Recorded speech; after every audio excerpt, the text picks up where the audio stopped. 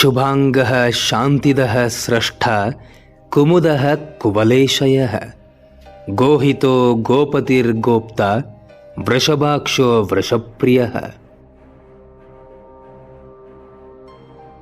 ವಿಶಾಖ ನಕ್ಷತ್ರದ 3ನೇ ಪಾದದವರು ದಿನನಿತ್ಯ 27 ಬಾರಿ ಈ ಶ್ಲೋಕವನ್ನ ಪಠಿಸಬೇಕು.